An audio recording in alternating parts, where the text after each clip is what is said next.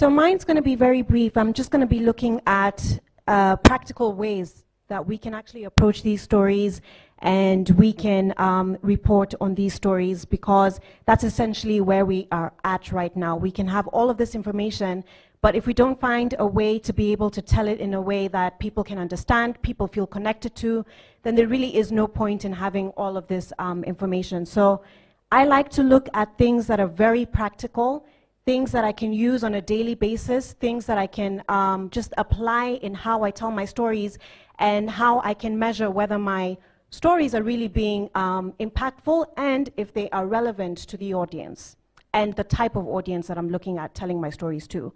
So I like to use this really this really simple way of looking at whether I am meeting the needs of the audience, because our stories really need to be audience focused. It's not about me as an individual, me as Maya, what I feel is important, what I feel I should say, what my opinions are on the piece, and whatever topic it is that I'm talking about. But it really is whether this is fitting to the needs of the audience and whether they feel that they are getting what they want out of the stories. So this is a really simple way of looking at it, just looking at the needs of the audience, 6 different needs that you can look at. And if you just use this as a way to measure whether your story is having impact, it's really easy to look at. So one is, people are looking at, keep me on the trend. What's trending? What's new? What do I need to know about the trends that are going on right now on whatever topics it is? Another one is, update me. I want to know what's happening right now. And even as you're updating me, reassure me. We're seeing right now, during the pandemic, transparency of information has been very important, and making sure that we're keeping our audience updated with things, just basic information as far as the number of COVID cases there are right now, the number of vaccines. Vaccines is such a huge topic right now, and people are wanting to stay up to date with the numbers and how governments are planning on getting the vaccines. Are they getting financing for it? Are they getting into debt to get access to these vaccines, etc. The third one is, give me perspective. I want perspective where the analysis comes in. You have all of the numbers, but then give me perspective on what this actually means for me as a citizen, as an individual. Another one is, inspire me. I want to be inspired to be the best version of myself. So give stories that are very inspiring as well, because people are aspiring to do better and be better in whatever sphere that they're in. And then just the simple things like amuse me or divert me. We Kenyans are really good at doing this. We see all these memes that go viral, where we're joking about our politicians, or we're joking about the amount of debt that we're in. So that's also a medium and a way to tell stories, and also to appeal to young people, because young people like to laugh and also like to just be amused and entertained. So that's also another medium of you telling stories. And educate me. I want to be educated about things that I don't know, and I want you to be able to relay this information in a way that I can really, really understand. So when you're thinking about your news stories, you need to think about what your lead line is. What is your top line? What is new, not just new, but what's interesting, what's strange, what's significant, and not just repeating the same things over and over again. I think I heard someone talking about yesterday and the budget coverage and looking at the different media houses and how they're covering the stories. What are you adding? What is different, and what value are you adding for the audience? You want to make sure that as they're flipping through channels, they are finding something different that you are offering out of all of the hundreds of media houses that there are out there. So also another way of looking at how you want to tell the stories is the types of stories that you want to tell. And there are 7 basic plots that you can look at in how you tell the story that we as human beings like to connect with, and that we relate to, and that also makes us pay attention. One is overcoming the monster, looking at what this menace is. What is this issue that is really threatening humankind? So in this sense, it would be debt that we're looking at, which is the obstacle or the monster. But then the story that you're really bringing out is how are people actually overcoming the monster? What are some of the tactics that they're using, and to come out triumphant out of it? The other story that people really connect with and want to hear more about is the rebirth, the story of renewal, the story of hope, the story of inspiration and redemption. Those are the kind of stories people like to hear about. The quest is one as well, the quest of, the person that's looking to solve the story. Looking to solve the issue. How are they solving these obstacles? What are some of the tactics that they're using? A really good story on the quest is last year we saw the quest to finding a vaccine. And that was something that people were following every single day. The research that was coming out, the development that was coming out, people had lots of questions about variants. And it still is a quest right now, the quest to vaccinate, the global population, the African population and all that. So that's another way of telling the story. And also the story on the journey and the return. Rags to Riches is also a really good one, where you pick a very strong character who against all odds is able to solve issues. People really love those sorts of stories. You pick a character that seems small, that seems insignificant, that seems to not be able to make any impact in the world, but somehow through against all odds, was able to rise above.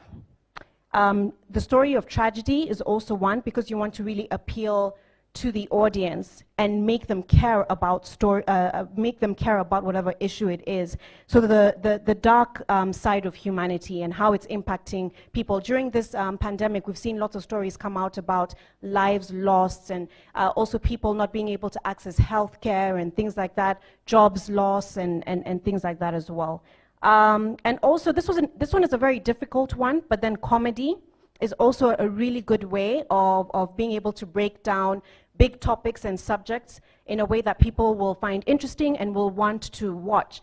I really personally love Trevor Noah, because I think he does a really good job at that. He does an incredible job in taking very complex topics, very difficult subjects that may seem difficult to understand and uninteresting, and he tells it in a very clever way that is funny and that people would, want to watch.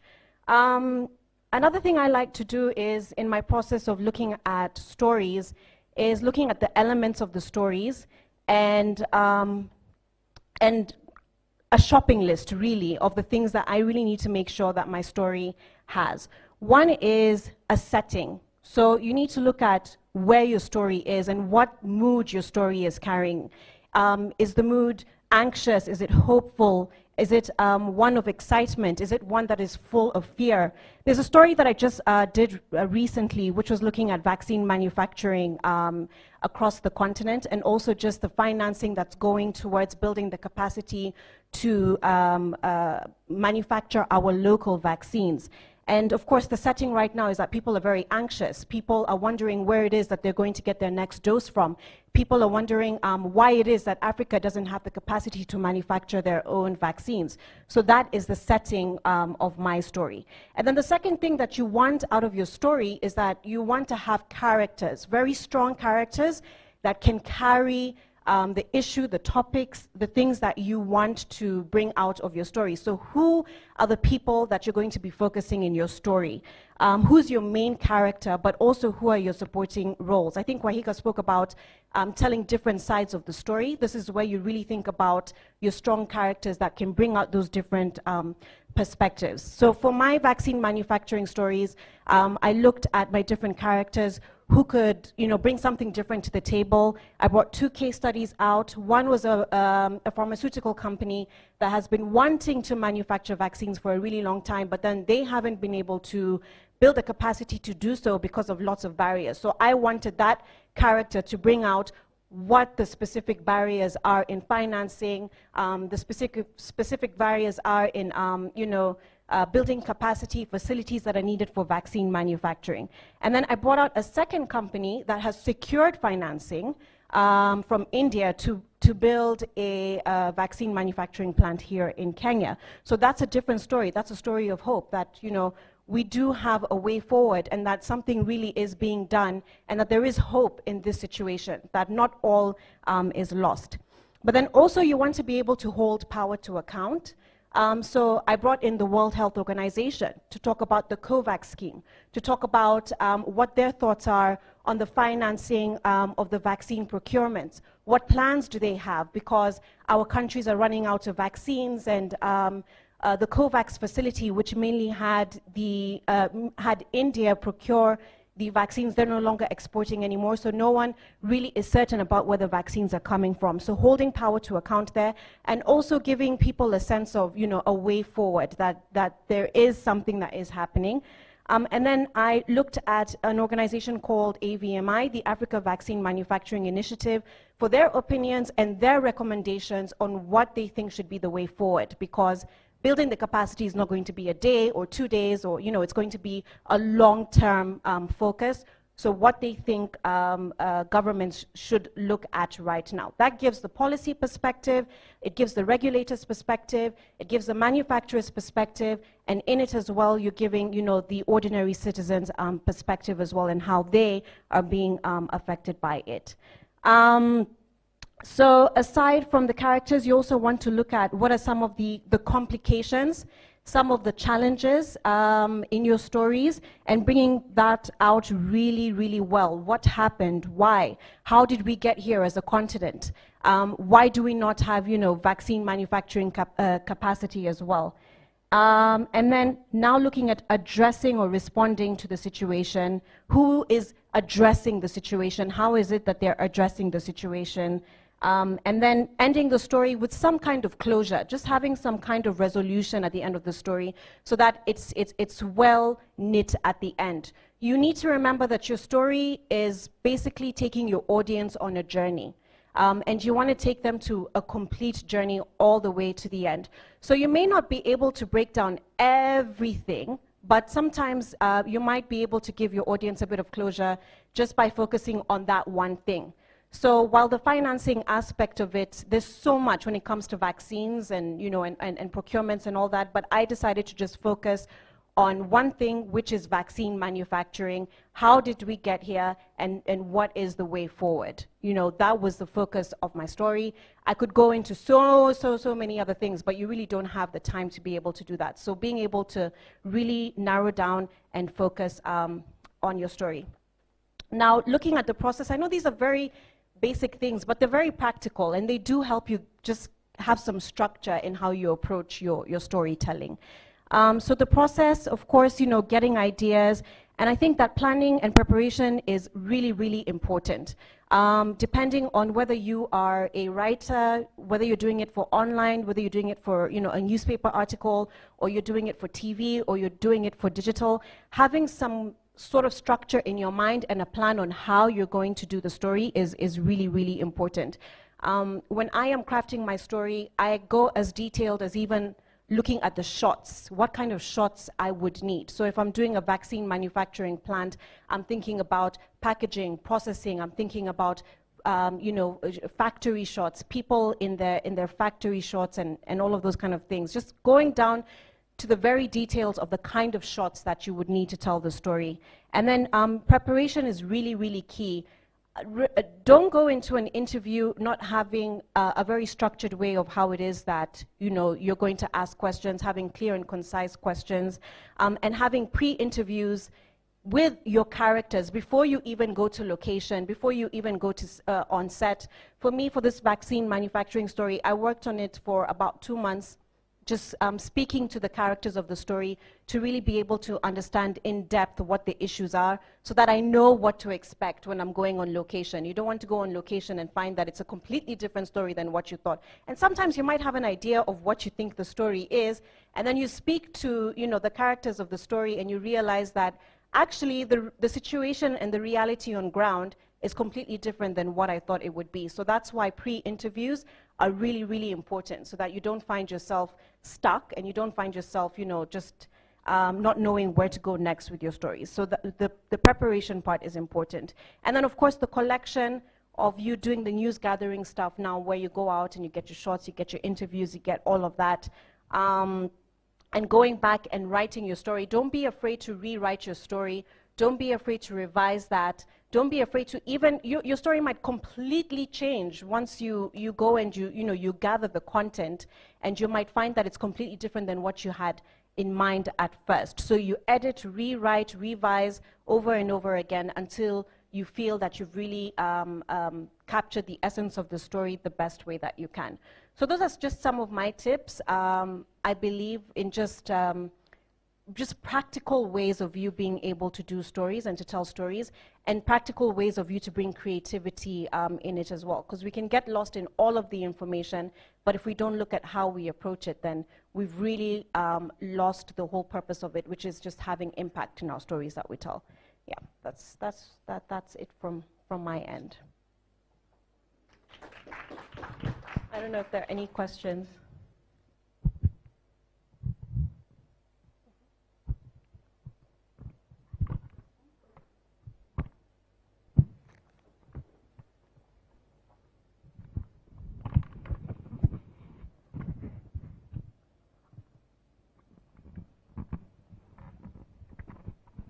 Thank you, Maya, for the good presentation.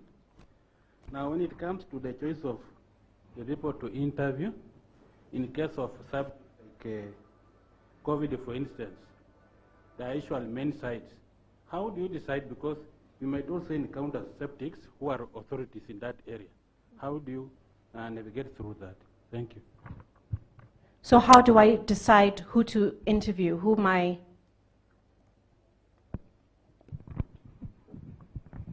All right, I'll answer that in two different sections. I think, first of all, you need to decide you need to know who your audience is. So, and where your story is set. And who will be watching your story, who will be reading your story, because that will determine who you will speak to. If I'm just catering for the Kenyan audience, then it may just make sense for me to just speak to people who are based here in Kenya. But then if I'm working for an international media house, then I need to start thinking about how to make that a Pan-African story and how to represent different parts of the continent. So in my story, I spoke to someone in South Africa, I spoke to someone in Nigeria, I spoke to someone in Kenya as well. So that helps you also just determine that, like, who is your primary audience and who are you targeting. And then I think also when you're choosing who you should interview, you really need to think about what new aspect they're bringing to the table, so that everybody brings out a different aspect and you're not having something that is very repetitive. You want to be able to have somebody who's in authority. You want to be able to have somebody who is just, the ordinary person, the ordinary citizen. And then you want to look at your storytelling where somebody is able to tell the story of what the problem is and explain what the problem is, and somebody who's able to tell the solutions, to give the solutions of whatever topic and issue that is. So you want to have it from up here and then trickle it down, and that way you make sure that everybody brings something different, to the table. I hope that answers your question. I don't know, any other questions?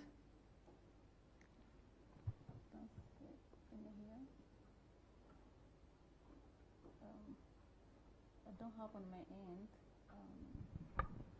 Thank you for a very good and practical presentation, Maya. My question is, as we strive to tell the story of debt to newer, younger audiences and reached, sort of the unreached, where do you find the balance between remaining true to the basics of journalism vis-a-vis dumbing down your story?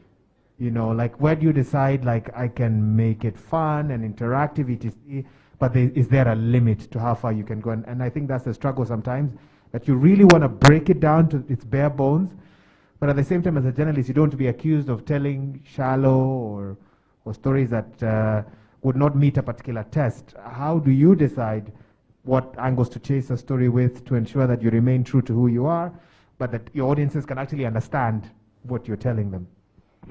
No, I think that's a very interesting story. I remember, a question to ask, because I remember even as we joined the BBC, even just the question of how we dress became such a big debate, because there's a perception that people are not going to take you as seriously, or you're not able to speak with authority just based on how you dress, and you need to be dressed in a suit or whatever for people to take you seriously. So we really experimented a lot with that, and we experimented a lot with just thinking outside of the box and taking a CEO out, to play golf while you're having an interview, rather than sitting in a hotel structured, and making it so unrelatable. So sometimes that line is really difficult to cross, and it's really difficult to define for yourself.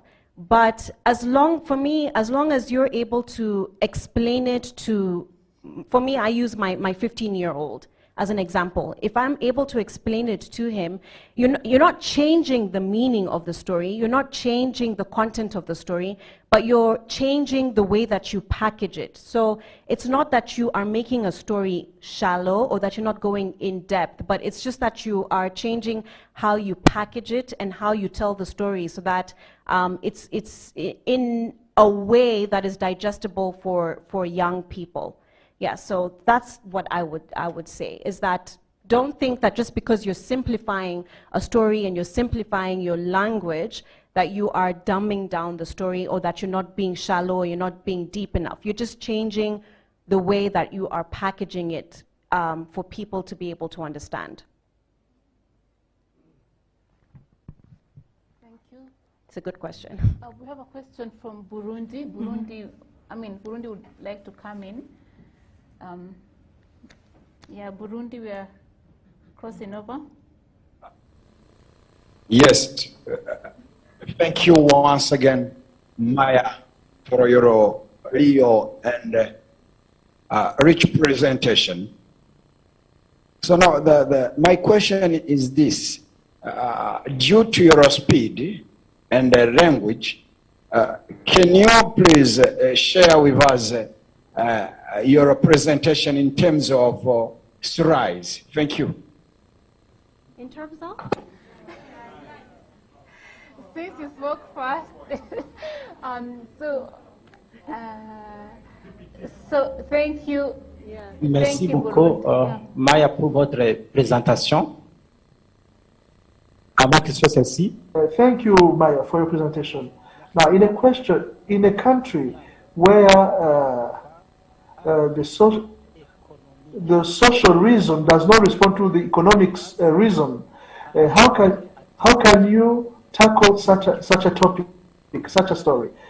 Second question: in a country where there is corruption, where there is a lot of corruption, and people who are influencing others to bribe, now how can we tackle such a topic, so long as you know that there are signs that show that you can be eliminated physically?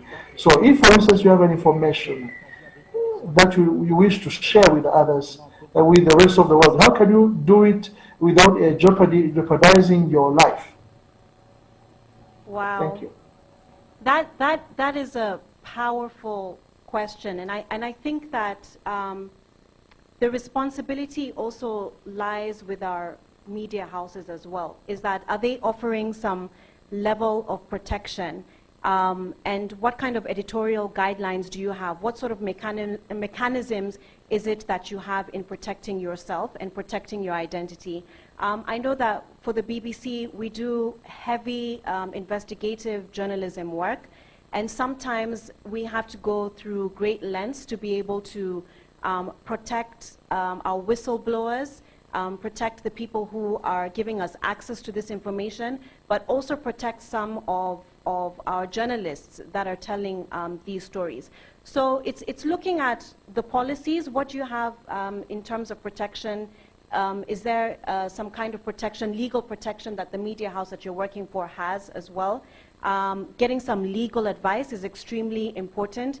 And when you talk about safety in reporting some of these, dangerous stories, make sure that your safety comes first. So don't rush to break the story, to break the news. Have people that you trust, and have a team by you, a legal team with you that can advise you on how to go about the story in a safe way to make sure that, you know, your life is not in danger and your life is not jeopardized. Don't rush to tell the story. If it's going to take you 6 months, 1 year, however long it will take you to cover that story, your safety as a journalist is extremely important. Having the discussions, you know, with your editor, your line manager, whoever it is that is looking after you, if you have any areas of concern in following that story. And sometimes you may want to do these things anonymously, if you are, especially in a country that's very difficult, or using mediums that, you know, are safe for you to tell the story. There are lots of organizations out there that support